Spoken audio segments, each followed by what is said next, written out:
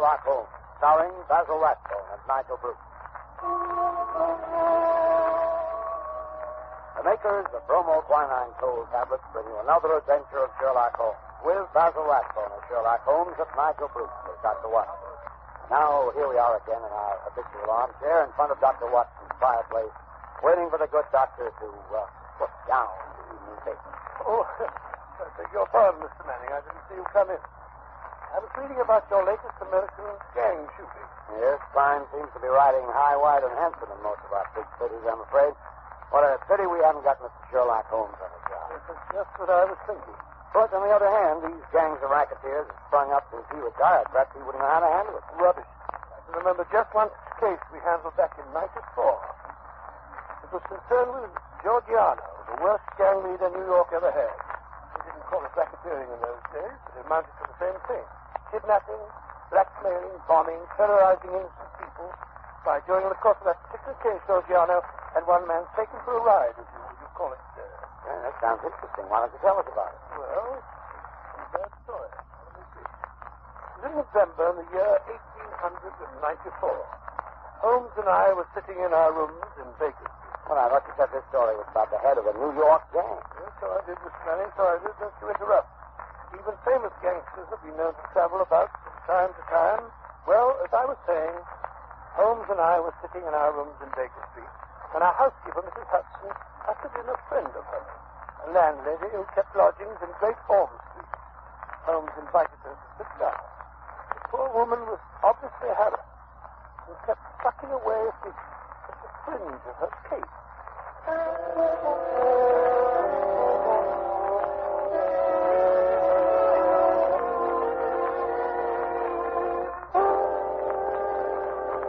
Mrs. Hudson tells me that you've been having some difficulty with the lodger, Mrs. Warren, that's thank you, Minnings. No, Mr. Henry, you couldn't call it difficulty I'm having. And there was a lodger that was easier to do for. It's just that I don't see him from one weekend to the other. Oh, come now. That's nothing to be uneasy about. My best to Mrs. Warren, if I were your lodger, there would be many occasions when you wouldn't see me for weeks at a time. I work a good deal at night, you know, and do my sleeping by day. No doubt, Mr. Holmes. This is different. He never goes out, not even at night. I've waited up to find out. I never see his face, not even when he pays his bills. Not a sign of him ever seen for the last 3 weeks. And how do you know he's still there? Like he's trying to get away from something? Oh, it frightens me, Mr. Holmes. I can't sleep for fright. When did this lodger first come to you? 3 weeks back it was. He asked me to return tonight for 50 shillings a week. You see, there's a fine sitting room and bedroom all complete tonight at the top of the house. Yes, indeed. Go on. Well, Mr. Holmes, he says to me, I'll pay £5 a week if I can have it on my own terms. He took a £10 note out of his pocket then and then and gave it to me 2 weeks in advance. Then he says he's to be left entirely to himself and never for any excuse are we to disturb him. So he took the rooms and hasn't been out since. Oh, yes, sir. What? But I thought you said that he... Just what it was, sir, that first night. He went out and returned very late. He was all in bed, but I heard him walking up the stairs. And his door shut and latched. Oh, he keeps it locked. And I ain't seen him since. But his meals. How does he get his meals? Well, when he rings, I take a tray up and leave it on a chair outside his door. Then when he rings again, up I goes and takes the tray away empty. If he's wanting anything else, he writes it on a slip of paper and leaves it on the tray. I see. Have you brought any of those slips of paper with you? Yes, Mr. Holmes. In 3. Good. Here they are. Uh-huh. When today? Most interesting. Written with a broad, pointed, violet tipped pencil and printed. Well, what do they say, Holmes? The messages are quite laconic, my dear Watson. Soap, Daily Gazette, and match. They open up a very pleasing field of intelligent speculation. Suggestive, Watson, very suggestive. The gentleman... Anything very unusual about those papers? No. That's printed. The gentleman doesn't wish Mrs. Warren to obtain a sample of his handwriting. And here, look. On this slip, after the soap, a corner has been torn away. There is evidently some mark, perhaps a thumbprint. It might give a clue to the man's identity. Furthermore, the person is undoubtedly a foreigner. Oh, and how do you deduce that? When he writes match, not matches. You must look the word up in the dictionary, which gave only the singular, of course. Now, Mrs. Warren, what did your lodger look like when he came to take the rooms? Youngish he was, Mr. Holmes, not over 30. Middle-sized, dark, and he had a beard. Spoke English? Yes, sir, he spoke English well enough, but with an accent. He was a foreigner. Uh-huh. What did I tell you, Watson? What did I tell you? Did he give his name? No, sir.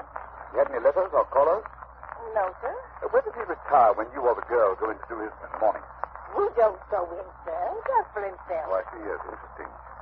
And you say nothing has come out of that room? Absolutely nothing? Just 2 burnt matches and a cigarette end. They was on the tray this morning. You brought them with you? Oh, that I did, sir. Mrs. Hudson told me how you said nothing was too small to take notice of. Mrs. Hudson was right. Yes, sir, here you be. These matches were used to light cigarettes. Steady. How can you tell what the matches were used for? Quite obvious, my dear. Wasn't quite obvious. The shortness of the burnt end. At least half a match is consumed in lighting a pipe or a cigar. Hello. Well. This cigarette is certainly remarkable. Yes, Mrs. Warren. The gentleman who is now living in your rooms is not the gentleman who engaged them. No, Holmes. You can't tell us that. You can deduce that from the cigarette itself. Elementary, my dear Watson, elementary. Notice the size of the thing. I believe you said the first gentleman had a beard, Mrs. Warren. Yes, sir. A black beard it was, and a flowing moustache. Yes. Now, take the cigarette. Only a clean-shaven man could have smoked it down this far. Why, Watson, even that bristle you call a moustache would have been singed. That's not very funny. Perhaps he used a holder. Impossible, my dear fellow. Notice the way that it's matted at the end. No, it's a different person entirely. How could he have got in? Well, he went out the first night, Mrs. Warren tells us. But did the same man return? I think not. I think it was the second chap who came back. The one for whom the first man took the room. Perhaps they both returned. Possibly that there are 2 men in those rooms. Excellent, my dear Watson, excellent. You're coming along. Now, tell me, Mrs. Warren, how much does the fellow eat? Would it be enough for 2? Oh, no, sir. He eats so little I often wonder if he can keep life in one. Well, that settles that. Oh? Well, Mrs. Warren, there seems to be nothing more to be done for the moment. I hardly think the situation is dangerous, at least not for the present. But keep us informed of any further developments. Oh, thank you, Mr. Holmes. I feel easier in my mind already. Thank you, sir. Thank you. Not at all. Good day, gentlemen. Good day, Mrs. Warren. Look here, Holmes. You're not going to go fucking about in this affair. The man is probably just a harmless eccentric of some sort. You never know, Watson. You never know.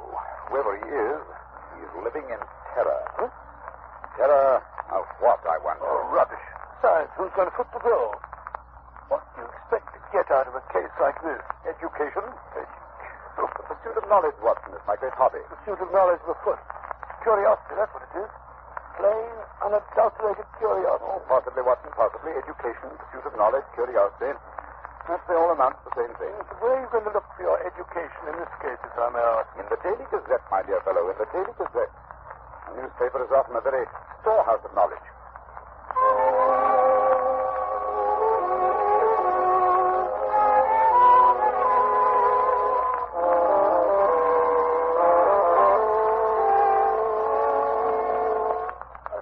Every time I look at you, you have your nose buried in a copy of the Daily Gazette.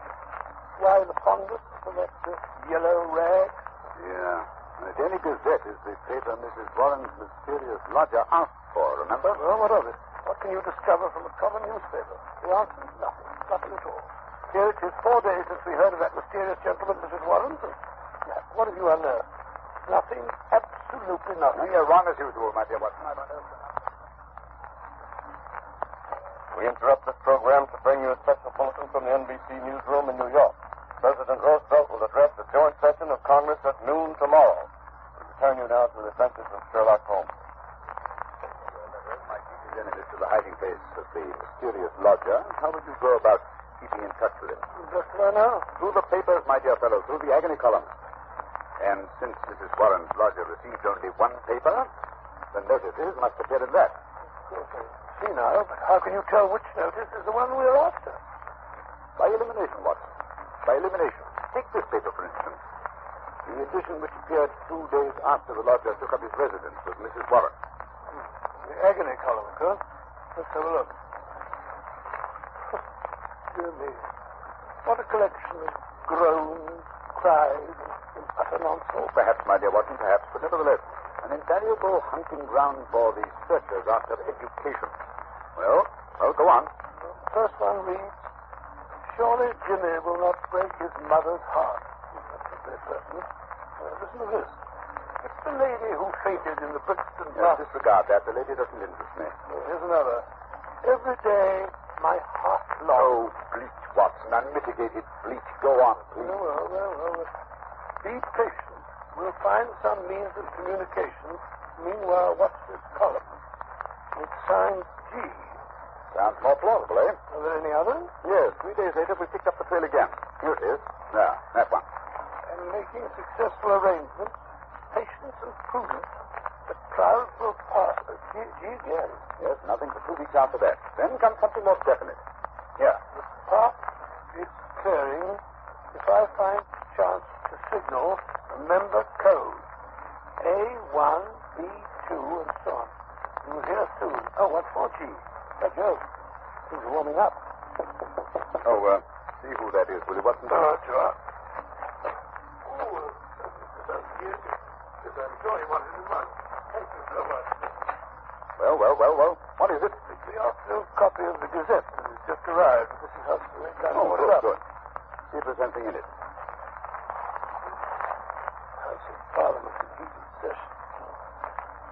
Actress has pearls still. Oh, come on, give me that paper. Oh, look out, Holmes. You tell. Snatching a paper out of a fellow's hands like that. Nice manners, I must say. Here we are, Watson, here we are. I read house with white stone facing, third floor, second window left, after dusk, G. Ha. That's definite enough, Watson. That's definite enough. Hello, what's that? Look out of the window, will you, Watson? It's your friend, Mrs. Warren. I said it. She must be excited. Her hat's on the side of her head, and she's puffing like a steam engine. Ah, there's Mrs. Hudson. Just let her in. Yeah, something's happened. We weren't there. Confound it, Watson. I hope you can in. Come in. Oh. Mrs. Warren, what's up? Oh, Mr. Holmes, sir, I come as best as I could. Well, here, take a chair and get your breath. Oh. No, wait a minute. Sit down. Oh. That's better. Now then, what's happened? It's a police matter, that's what it is. I'll have no more of it, and I won't. I'll pass him on bag and baggage. I'm at the end of my patience, I am. When it comes to knocking my old man about... Mr. Warren, well, about? treat him rough, anyway. Who did that? Well, that's what we want to know. It was around 11 this morning. There was a fog, you remember? Well, I sent Mr. Warren around to get me some money and for the stew we were to have for lunch. Well, he says he got no more than 10 paces down the road when 2 men come up behind him, threw a coat over his head, and bundled him into a cab that was standing beside the curb.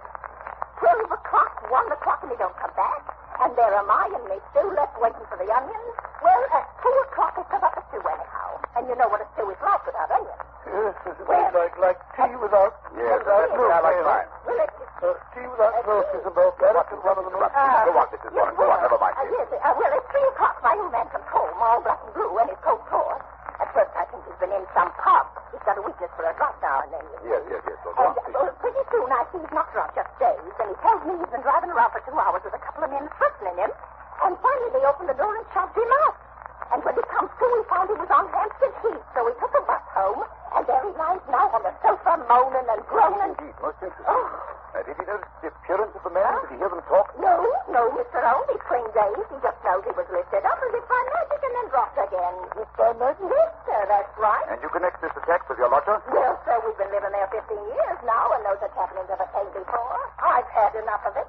Money's not everything. I'll have him out of the house before the day is Now, done. wait a minute, Mrs. Warren. Wait a minute. Don't do anything rash. The matter's becoming more and more interesting. It's clear that these men mistook your husband for your lodger, and the heavy fog this morning, and when they discovered their mistake, they released him. They threw him out, they did, on his ear. Yes, well, wait a minute. The important thing is that your lodger's enemies have found him. They're on his track. They'll be back. I suggest you return to your home at once before anything serious has a chance to happen.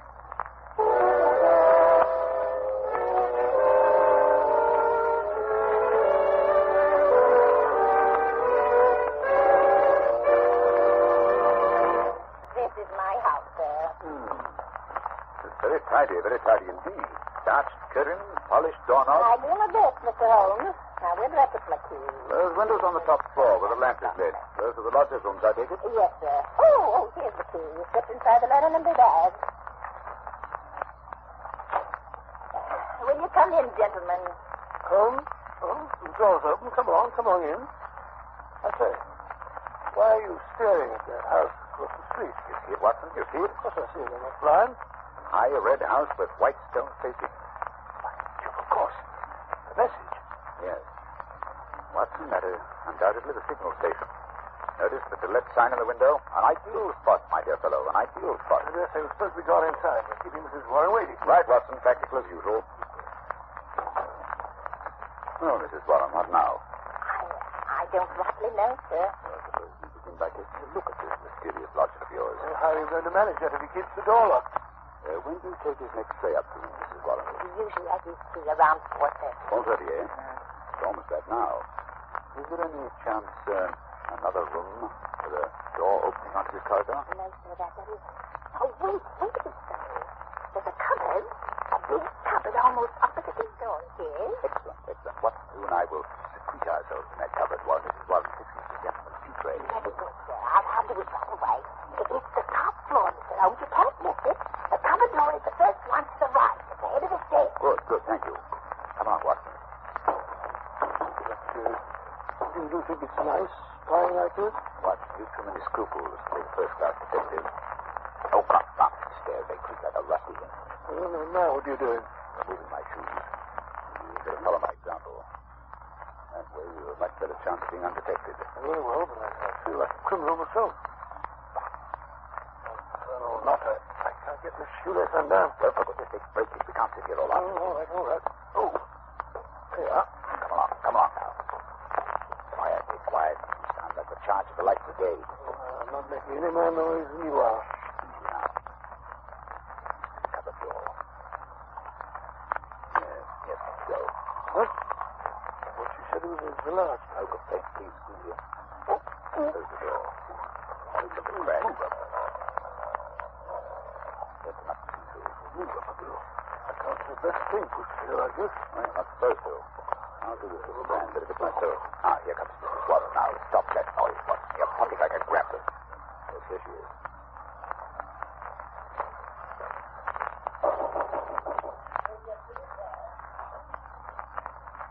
Sit down, chair. Going away. At the door now. Slowly. And a big pipe thunder. Well, I'm dashed. What is it, Holmes? What's happened? Something I did not foresee. Follow me downstairs quickly, Watson. My own excitement. Who was it? Who opened the door? Remember, I deduced the substitution of lodgers, Watson? Yes. What I did not foresee was that we should find a woman, no ordinary woman, Watson. No, of course not. Dark, young, handsome, with a face etched with terror. Terror, do you think she saw us? I think she suspected our presence. Well, what do we do now? We'll put on our shoes. They're going to spend the next few minutes on the front doorstep. Why? You remember the message said that G would communicate with the lady at dusk today? We must keep an eye on the window opposite. Yes, but It's almost dark now. Come along.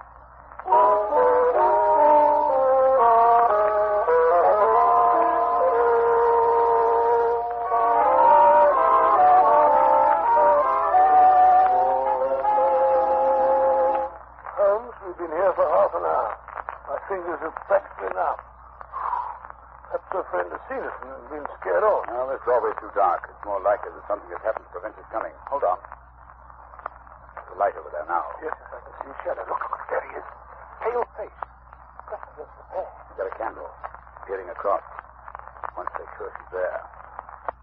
Now we see this flash. A single flash. Say, take the message, Willie Watson, so we can check up on each other. Oh, I will.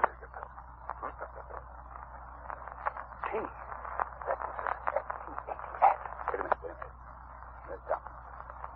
Another T. That was the beginning of the second word. Now E. Then comes an N. Long one this time. It's another T. An A. It's not. Well, surely that's not all. At Tentar. At Tenternite. That's why break off. I have it. T-A is the initial. Let's go again. Why do you got to waste like that? I can't keep up with it. Wait a minute. The same message over again. Curious, Watson. Attenta. Must be in cipher home. Not a very obscure cipher, Watson. It's Italian. Attenta means beware. It must be urgent. Maybe this can't be. Still the same message. Attenta. Hello. You've broken off. The light's gone out. Someone's broken the window. What's that? Quick, Watson. We must get in there. Something violent is happening.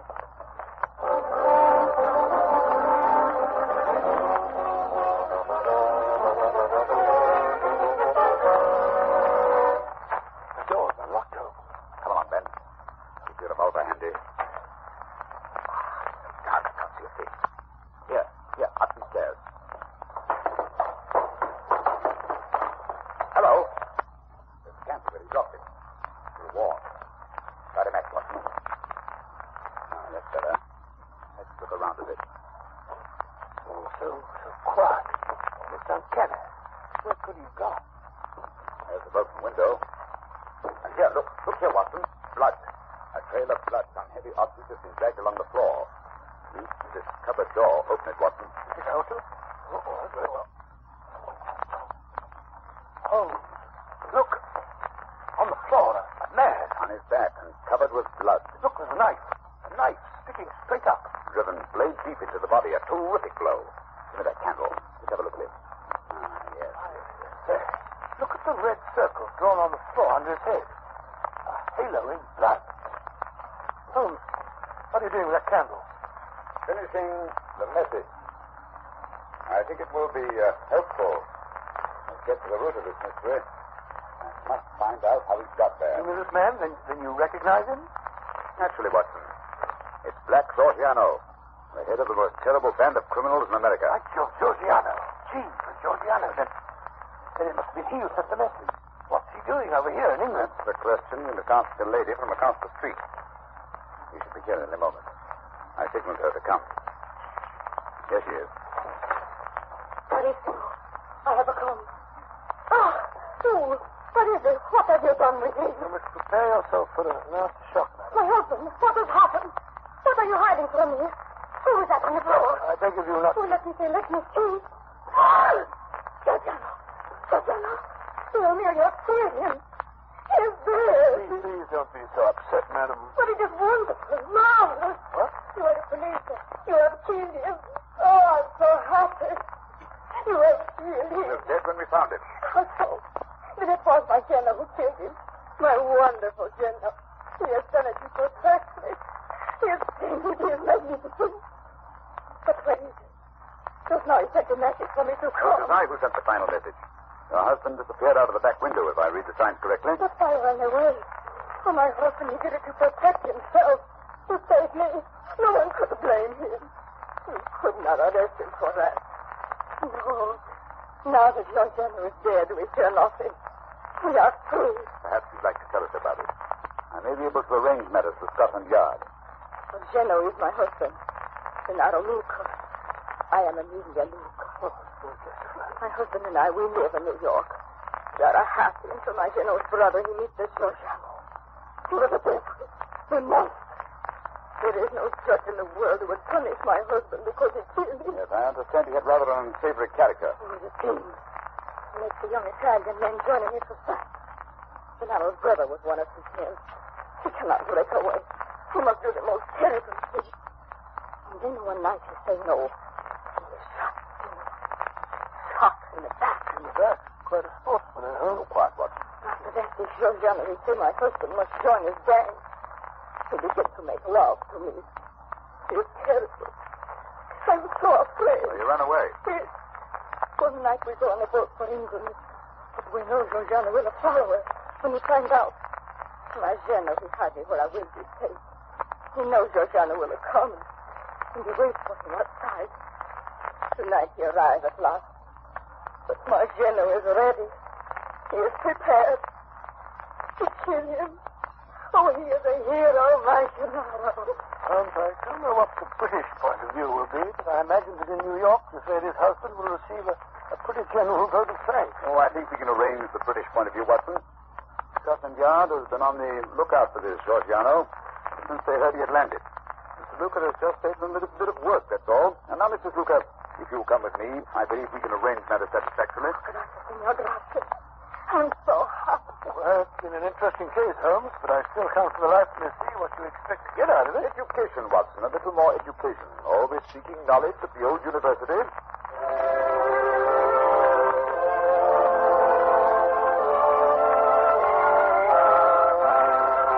In just a moment, Dr. Watson will be back to tell us about next week's story.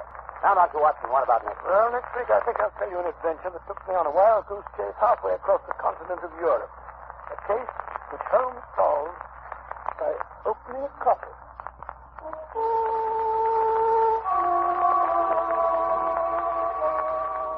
You have been listening to a Sherlock Holmes adventure adapted from Sir Arthur Conan Doyle's story, The Adventure of the Red Circle, with Basil Rathbone as Sherlock Holmes and Nigel Bruce as Dr. Watson. The dramatization was by Edith Miser, musical interludes composed and conducted by Lou Crossmark. This program is presented from Hollywood each week at this time by the makers of bromoquinine cold tablets. Prompt relief for cold distress. This is not Manning speaking. Christmas seals are the stamps that help fight tuberculosis. Your contribution to the health and strength of our nation. Buy your Christmas seals today.